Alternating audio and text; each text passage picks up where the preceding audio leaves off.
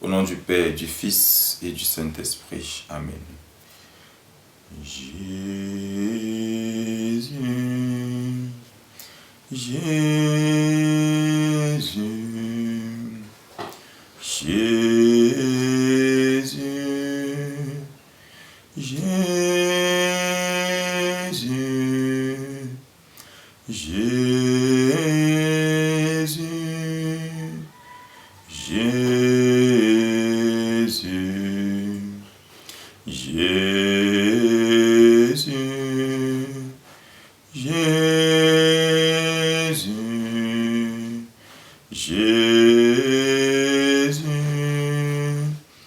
Jésus, Jésus, Jésus,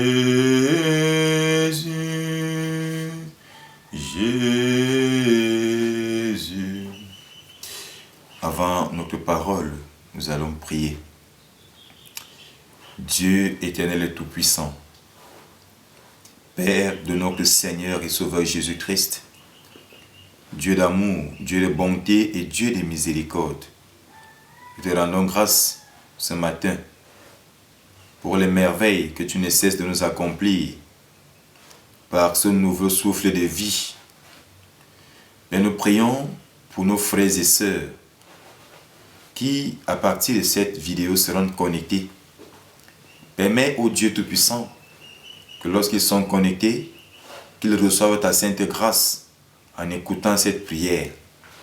La grâce dans leur santé, la grâce dans leurs affaires, la grâce dans leurs finances, la grâce dans leur travail, la grâce dans leur famille, la grâce dans tout ce qu'ils entreprendront.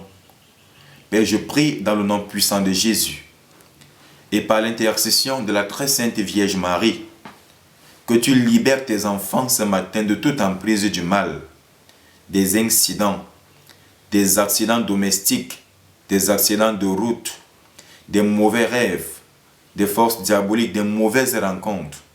Père, je prie que chacun de tes enfants qui nous suit à travers cette vidéo, à travers cette page, soit trempé dans ton très précieux sang. Ô très précieux sang de Jésus, purifie ton peuple. Ô très précieux sang de Jésus, lave tes enfants.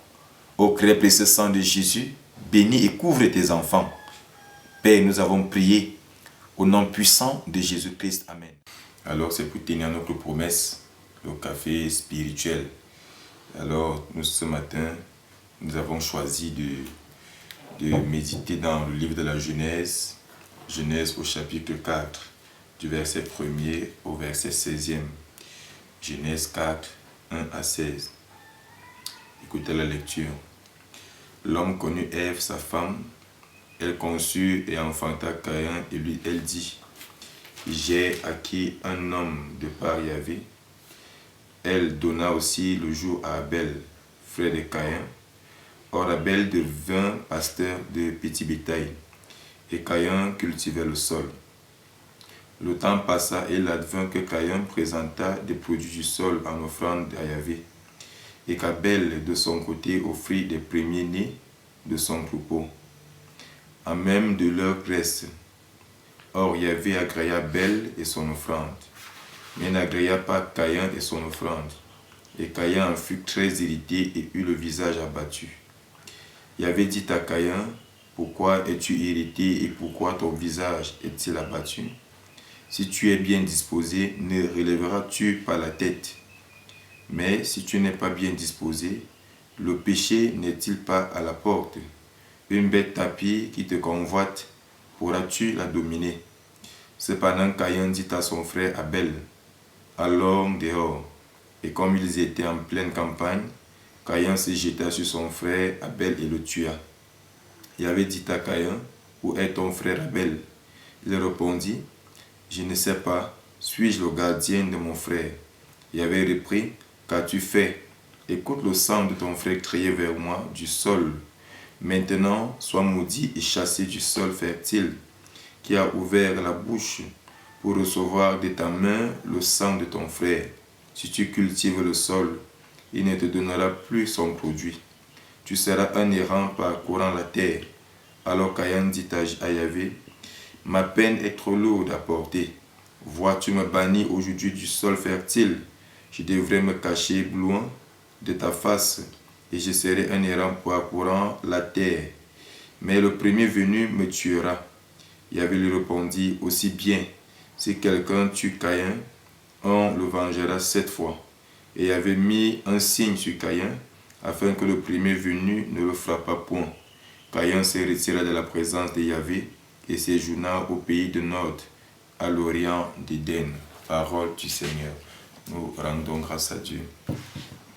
Alors, loué soit Jésus-Christ. Frère, ce matin, j'aimerais qu'on parle un peu de ce qu'on appelle la jalousie. C'est un peu ça le thème de ce matin, la jalousie. La Bible nous présente Caïn et Abel comme des frères, c'est-à-dire des frères de sang, les enfants d'Adam et d'Ève. Et plus tard, on nous présente aussi le rôle de tout un chacun. La Bible nous dit que Caïn ici était cultivateur de sol. Donc on peut dire un agriculteur, celui qui s'occupe de la terre fertile et bien d'autres. Donc son frère Abel ici était un berger, c'est-à-dire qui s'occupait de son petit bétail. Alors le temps arriva donc où chacun devait présenter son offrande ou alors un sacrifice à Dieu, à Yahvé. Et Abel ici a été distingué parce que il a donné ce qu'il avait de plus beau, donc parmi son bétail. Il a pris ce qui était beau, il a pris ce qui avait de la valeur, il a pris ce qui a plu à Dieu. Donc il a su toucher le cœur de Dieu. Et par contre, son frère Caïn, lui, il a plutôt pris ce qu'on appelle la mauvaise sémence. C'est-à-dire, si on a ce qui est bien, on enlève, on sélectionne ce qui est mauvais, c'est ça qu'on peut offrir à Dieu. Et plus tard, la Bible dit donc que Dieu agréa le sacrifice d'Abel. Et le fait que Dieu puisse agréer le sacrifice ici-là, c'est souvent un signe de bénédiction. C'est-à-dire, beaucoup de personnes aujourd'hui, dans l'église de Dieu, c'est-à-dire, pas te faire donner les offrandes. Hein? On donne, on offre ci, on offre ça. Mais le plus important est de savoir, est-ce que ce qu'on offre à Dieu a vraiment de la valeur? Est-ce que ce qu'on offre à Dieu est vraiment important? Est-ce que ce qu'on donne à Dieu correspond vraiment à Dieu lui-même? C'est ça le problème des chrétiens. Et aujourd'hui, on voit donc comment Abel et Caïn vont se séparer. C'est-à-dire, à partir du fait que Caïn va lui faire la jalousie. Parce que Dieu a simplement apprécié ce que Abel a offert. Et plus tard, il va finir par le tuer. Alors, je parle de jalousie parce que, en regardant les deux exemples, Abel et Caïn, chacun est dans son domaine. Qu'est-ce qui a dépassé Caïn d'offrir à Dieu ce qui était bien? Or, la Bible le précise très bien. C'est-à-dire, Caïn, ce qu'il a offert, ça n'avait même pas de la valeur aux yeux de Dieu. Donc, il faut comprendre une chose, c'est que Dieu n'est pas n'importe qui. Dieu honore ce qu'il honore. Et quand on dit honorer Dieu, ce ne sont pas par les paroles, mais c'est par les actes que nous posons. Donc, si aujourd'hui je dois dire que j'honore Dieu, il faudrait que je comprenne que je dois aussi poser les actes qui plaisent à Dieu, les actes positifs.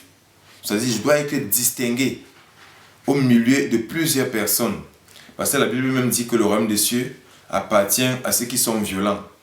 Mais de quelle violence parle-t-on? Donc, chaque parole dans la Bible ici-là a une signification très très profonde. Alors, beaucoup de personnes vont dire, c'est malgré tout ce que j'ai fait pour Dieu, pourquoi je n'avance pas? Pourquoi mes choses n'avancent pas? Pourquoi je ne prospère pas? Tout dépend, mon frère, de comment est-ce que tu offres le sacrifice à Dieu. Tout dépend de ce que tu offres à Dieu comme sacrifice.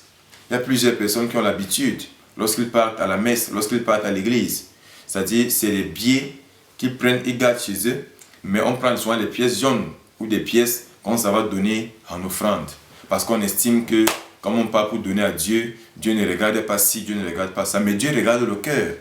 Hein? Et si ton cœur, qui est aussi corrompu, te dit d'enlever les bonnes sommes et de les garder chez toi pour peut-être faire autre chose avec et d'enlever celles qui sont moins importantes, à l'offrir dans la maison de Dieu, ça prouve même que quelque part, honnêtement, tu n'es pas sérieux, mon frère. On donne à Dieu ce qui a de la valeur. Et lorsqu'on parcourt dans le livre des Actes des Apôtres, après le départ de Jésus, on nous dit que beaucoup de personnes vendaient leurs propriétés et apportaient le produit aux pieds des apôtres. Ils le faisaient parce qu'ils avaient la foi. Ils le faisaient sans faire la jalousie à leurs frères, sans faire la jalousie à leurs sœurs. Alors mon frère, ce qu'il faut comprendre, c'est que lorsque Dieu a béni ton frère, ne lui fais pas la jalousie. Lorsque Dieu a béni ta sœur, ne fais pas la jalousie à ta sœur. Attends simplement ton moment. Et toi-même pose-toi la question que pourquoi Dieu ne m'a pas encore béni? Qu'est-ce que je fais pour que Dieu ne puisse pas me bénir? Comment est-ce que je me comporte envers Dieu? Comment est-ce que je me comporte envers mon frère? Comment est-ce que je me comporte envers ma sœur?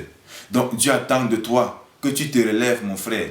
Qu'importe ce que tu as fait dans le passé, qui n'a pas plu à Dieu, c'est le moment donc, parce que Jésus-Christ est venu nous laver, parce que Jésus-Christ est venu pour qu'on soit sauvé, de prendre donc un nouveau départ avec Jésus et de commencer à faire ce qui plaît à Jésus, de commencer à donner pour la gloire de Dieu, de te sacrifier pour la gloire de Dieu. Se sacrifier aussi, c'est quoi? C'est prendre aussi un moment de méditation.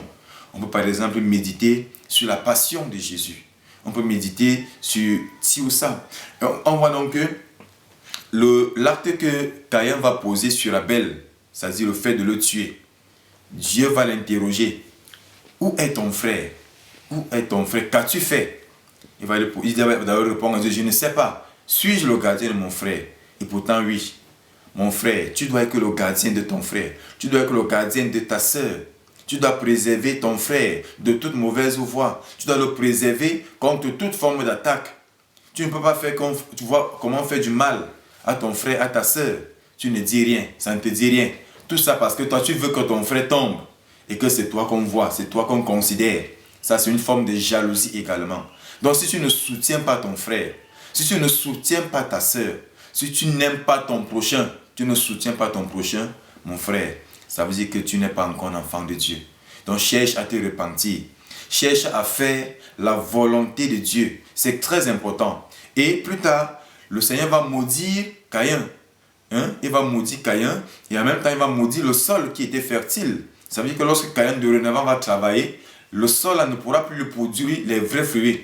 Et on voit que tout ça, c'est à cause du péché. Et le salaire du péché, c'est la mort. Le salaire du péché, c'est la malédiction. Le salaire du péché, c'est les blocages. Le salaire du péché, c'est les échecs. Le salaire du péché, c'est tout ce qui est mauvais. C'est tout ce qui n'est pas de Dieu. C'est ça le salaire du péché. C'est la raison pour laquelle tu devrais éviter le péché. Et tu dois avancer sur la voie de Dieu en faisant ce qu'il te dit de faire.